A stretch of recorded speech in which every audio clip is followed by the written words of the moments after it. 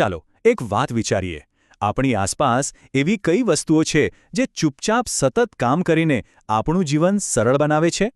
એમાંના જ એક છે આ પાવર ટ્રાન્સફોર્મર્સ. એમને આપણે રોજ જોઈએ છે, પણ કદાચ ક્યારેય એમના વિશે વિચારતા નથી.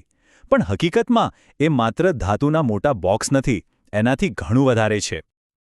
જરા કલ્પના તો કરો, આ મશીનો દિવસ-રાત, અઠવાડિયાના 7 દિવસ કોઈ પણ ફરિયાદ વગર સતત કામ કરતા રહે છે.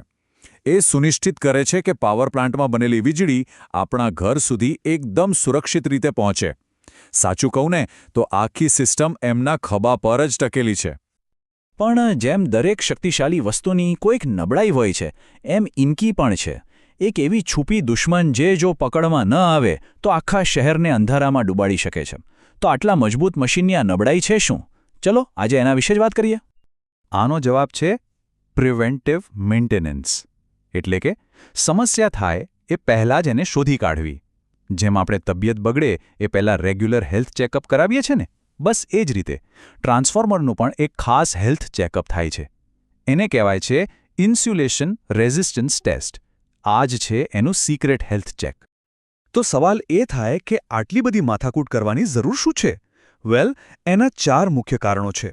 પહેલું, એના ઇન્સ્યુલેશનમાં ક્યાંય ભેજ કે ગંદકી તો નથી ને, એ ચેક કરવા, કારણ કે એ એના માટે ઝેર બરાબર છે. બીજું, એને ચાલુ કરતા પહેલાં બધું બરાબર સેફ છે કે નહીં એની ખાતરી કરવા. ત્રીજું, લીકેજ કરંટને રોકવા માટે, જે પાવરનો વેડફાટ કરે છે અને ખતરનાક પણ હોઈ શકે છે.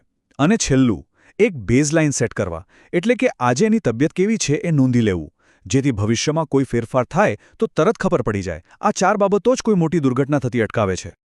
હવે સૌથી રસપ્રદ વાત પર આવીએ. એન્જિનિયરો ટ્રાન્સફોર્મરના સૌથી મુખ્ય ભાગ એટલે કે એના ઇન્સ્યુલેશનની હેલ્થનો એકદમ ચોક્કસ સ્કોર મેળવે કેવી રીતે છે. આ માટે એમની પાસે એક ખાસ ટેકનિક છે. આ નામ સાંભળીને ગભરાવાની જરૂર નથી. પોલરાઇઝેશન ઇન્ડેક્સ કે પછી ટૂંકમાં પીઆઈ. સાવ સરળ ભાષામાં કહીએ તો આ ટ્રાન્સફોર્મરના ઇન્સ્યુલેશનનું રિપોર્ટ કાર્ડ છે. બસ આટલું જ. આ રિપોર્ટ કાર્ડ આપણને બતાવે છે કે ઇન્સ્યુલેશન કેટલું ચોખ્ખું અને સૂકું છે. અને આ ચિત્ર જુઓ, એ બહુ જ સરસ રીતે સમજાવે છે કે આ ટેસ્ટ કેવી રીતે થાય છે. એન્જિનિયરો ઇન્સ્યુલેશનને 3 જુદા જુદા એંગલથી તપાસે છે. એક, હાઈ વોલ્ટેજ અને લો વોલ્ટેજ વાઇન્ડિંગની વચ્ચે. બીજું, હાઈ વોલ્ટેજ અને ટ્રાન્સફોર્મરની બોડી, જેને અર્થ કહીએ, એની વચ્ચે. અને ત્રીજું, લો વોલ્ટેજ અને બોડીની વચ્ચે. આનાથી એમને ઇન્સ્યુલેશનની તબિયતનું 360 ડિગ્રી ચિત્ર મળી જાય છે. ચાલો જોઈએ કે આ પ્રોસેસ ખરેખર થાય છે કેવી રીતે. સૌથી પહેલાં તો સેફટી માટે બધા ટર્મિનલ્સને શોર્ટ સર્કિટ અને ગ્રાઉન્ડ કરી દેવામાં આવે છે. પછી એમાં હાઈ ડીસી વોલ્ટેજ પસાર કરાય છે.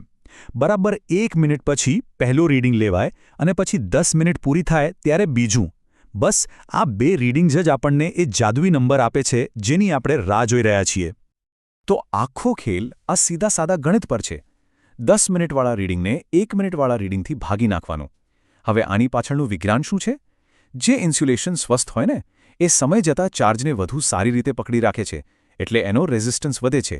એટલે પીઆઈ વેલ્યુ જેટલી વધારે, ઇન્સ્યુલેશનની હેલ્થ એટલી જ સારી. સિમ્પલ. પણ ટ્રાન્સફોર્મર એટલે ખાલી વાઇન્ડિંગ્સ નહીં. એની સાથે જોડાયેલી બીજી સપોર્ટ સિસ્ટમ્સ પણ એટલી જ જરૂરી છે. સમજો કે આ એનું નર્વસ સિસ્ટમ છે. આ સિસ્ટમ્સ જે જ ટ્રાન્સફોર્મરને સેફ અને એફિશિયન્ટ રાખે છે, એટલે એમની તપાસ પણ એટલી જ જરૂરી છે. સૌથી પહેલાં તો કંટ્રોલ વાયરિંગ ચેક થાય છે. આને તમે ટ્રાન્સફોર્મરનું મગજ કહી શકો. જો આ વાયરિંગમાં જ કોઈ ગડબડ હોય તો જરૂર પડીએ સેફટી સિસ્ટમ્સ કામ જ નહીં કરે. અને આના માટે એકદમ ક્લિયર કટ નિયમ છે, પાસ કે ફેલ. જો રેઝિસ્ટન્સ 1 મેગા ઓહમ કરતાં ઓછો આવે તો સમજો કે એ વોર્નિંગ સિગ્નલ છે. આ ચેક સુનિશ્ચિત કરે છે કે બધી પ્રોટેક્શન અને એલાર્મ સિસ્ટમ્સ બરાબર કામ કરશે. એ જ રીતે એની કૂલિંગ સિસ્ટમ એટલે કે એના પંખા અને પંપની પણ તપાસ થાય છે. કારણ કે જો આ સિસ્ટમ ફેલ થઈ તો ટ્રાન્સફોર્મર ઓવરહીટ થઈને ખરાબ થઈ શકે છે, જે ખૂબ મોંઘું પડી શકે છે. સારું. તો બધા ટેસ્ટ થઈ ગયા, નંબર્સ પણ આવી ગયા. પણ આ આંકડાઓનો મતલબ શું કાઢવો? હવે એ સ્ટેજ આવે છે જ્યાં એન્જિનિયરો એક ડૉક્ટરની જેમ લેબ રિપોર્ટ વાંચે છે અને ટ્રાન્સફોર્મરની તબિયત વિશે ફાઇનલ નિદાન કરે છે. આ ટેબલ જ આખી વાર્તા કહી દે છે. પીઆઈ વેલ્યુને સીધી જ ઇન્સ્યુલેશનની સ્થિતિ સાથે જોડી દેવામાં આવે છે. જો વેલ્યુ 1 કરતાં ઓછી હોય તો સમજો કે સ્થિતિ ગંભીર છે, અને જો 3 કરતાં વધારે હોય તો ચિંતાની કોઈ વાત નથી, ઇન્સ્યુલેશન એકદમ ફર્સ્ટ ક્લાસ છે. ચાલો બે પરિસ્થિતિની સીધી સરખામણી કરીએ. જો પીઆઈ વેલ્યુ 3થી વધુ છે તો એનો મતલબ કે ટ્રાન્સફોર્મર એકદમ હેલ્ધી છે અને આવનારા લાંબા સમય માટે સેવા આપવા તૈયાર છે. પણ જો વેલ્યુ 1થી ઓછી હોય તો એનો અર્થ છે કે ઇન્સ્યુલેશન ગમે ત્યારે દગો દઈ શકે છે. અને એનાથી શું થઈ શકે? મોટા પાયે બ્લેકઆઉટ. હોસ્પિટલથી લઈને ફેક્ટરીઓ સુધી બધું જ ઠપ. આ જ કારણ છે કે આ એક નાનકડો ટેસ્ટ આટલો બધો મહત્વનો છે.